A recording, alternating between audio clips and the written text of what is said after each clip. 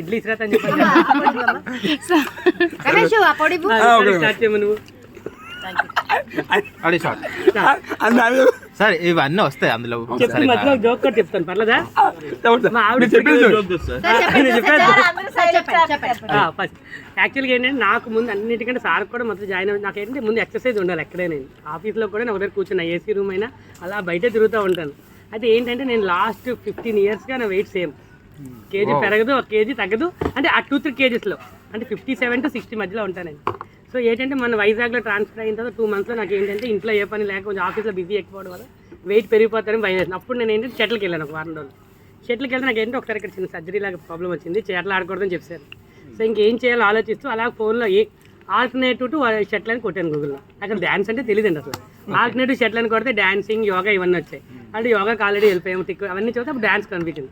నేను dance schools ని వైజాగ్ అని కొట్టగానే మా అబ్బాయి పరిగెట్టి వెళ్ళి మేడం చెప్తున్నాను, ఎక్కువ టైం చెప్పొచ్చా? అయితే డాన్స్ స్కూల్ వైజాగ్ అని కొట్టగానే మా అబ్బాయి పరిగెట్టి మా అమ్మగారికి మా మిస్సెస్ దగ్గరికి వెళ్ళి చెప్తున్నాడు, మమ్మీ డాడీ నన్ను అన్సీని డాన్స్ స్కూల్లో జాయిన్ చేస్తాడు. వాళ్ళిద్దరిని అనుకున్నాడు, వాళ్ళిద్దరిని చెప్పాడు మా ఇద్దరిని డాన్స్ స్కూల్లో నీకు ఎలా తెలుసు అని సౌజన్య అడిగిందండి. లేదు డాడీ సెర్చ్ చేస్తున్నా డాన్స్ స్కూల్ వైజాగ్ అని. అది మరుసటి మార్నింగ్ నేను చెప్పలేదు.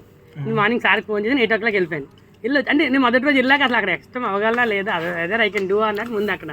సో అక్కడికి వెళ్ళాక నాకు అర్థమైపోయింది, వెనకాల నించున్న పర్లేదు చేసుకుని అర్థం పోండి మన ఎక్కడుండే మళ్ళీ ఎవడు పట్టించుకోండి వచ్చి అయితే వెనక లైన్లో ఉన్న పర్లేదని ఎక్స్పెక్ట్ చేసి వెనక్కి వచ్చాను. అయితే ఆ రోజు సార్ కూడా చెప్పాను, సార్ వర్కౌట్ ఓన్లీ ఎక్సర్సైజ్ కోసం వస్తున్నాను సార్, ఎలా చేసినా పర్లేదు మీరు పట్టించుకోగలను. సో స్టార్ట్ చేశాను. తర్వాత మేడం గారు, మా మిస్సెస్ ఏంటంటే మా మేడం గారి గురించి చెప్తానండి. తనకి డ్యాన్స్ అంటే ఇష్టం ఉన్నా లేకపోయినా నేను ఏం చేస్తే అన్నిట్లో వస్తుందండి. ఈవెన్ సైక్లింగ్ కానీ యోగా కానీ, మేము నలుగురు సైక్లింగ్ మీద చేస్తే వెళ్దాం ప్లాన్ చేస్తాం, నలుగురు ఏం చేస్తే అన్నిట్లో తను ఉంటుందండి. తనకి డ్యాన్స్ ఇష్టం ఉన్నా లేకపోయినా నేను రమ్మంటే వస్తుంది అంతే.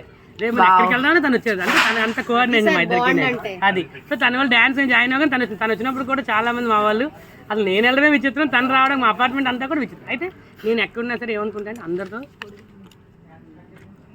అందరూ సరదాగా ఉండాలనుకున్నాను. నేను మా ఆఫీస్లో కూడా ఎప్పుడు కూడా ఎవరిని కోపడినండి.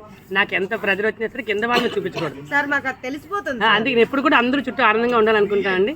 సో దానికోసం అందరితో నాకు సారి పెట్టడం చాలా హ్యాపీ. ఎందుకంటే అందరూ ముందు డ్యాన్స్తో పాటు అందరం కలిసి ఉండడం, దీనివల్ల ఏంటంటే మన మైండ్ కూడా బాగుంటుంది, ఎదుటి వాళ్ళతో మనం చాలా హ్యాపీగా ఉంటాం. ఇక్కడ జోక్ చెప్తాను, మాకు పెళ్ళి అయింది కొత్త, ఇప్పటికీ మా ఆవిడ అంటుంది, మా ఆవిడ ఎప్పుడు కూడా నా పక్కన ఒక మాట చెప్తుంది, డబ్బులు ఏమని చెప్పదు, లేకపోతే ఏమేమని చెప్పదు, ఏం కొనమని చెప్పదు. మీరు ఎక్కడ ఫంక్షన్కి వెళ్ళాలనుకోండి, మీరు ఎప్పుడు అందరితో సరదాగా ఉంటారు కదా, అలాగే ఉండండి. మీరు ఇలా ఉంటే అందరికీ నచ్చుతుంది.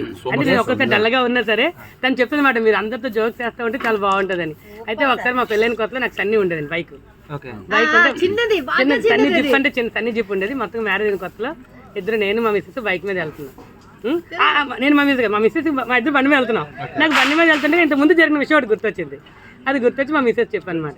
అయితే నేను సన్నీ జిప్ కొత్తగా కొన్నాను, గవర్నమెంట్ స్కూల్ టీచర్ అండి నేను. మా స్కూల్లో మా హెచ్ఎం ఉంటారు, ఆవిడకి ఏమొచ్చి అప్పుడు నాకు 25, మా హెచ్ఎంకి 40 years. కొంచెం లావుగా ఉంటారు ఆవిడ, అనిల్ గారిలాగా ఉంటారు. అనిల్ గారు అంటే మరి బాగా మీకు పిక్చర్ కి ఉండాలని టీలని కాపీ అని చెప్పారు. బ్రేక్. అయితే టీలన్నీ కాఫీ అని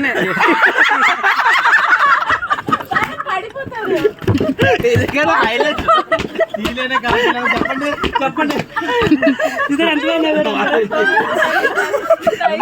మీరు ఎక్కడ నవ్వుతూ ఉండాలి సార్. అది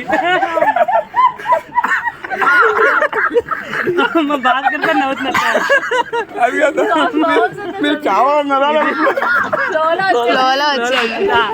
అయితే ఏమైంది, మేడం రానివ్వండి, రెండండి. సోము సార్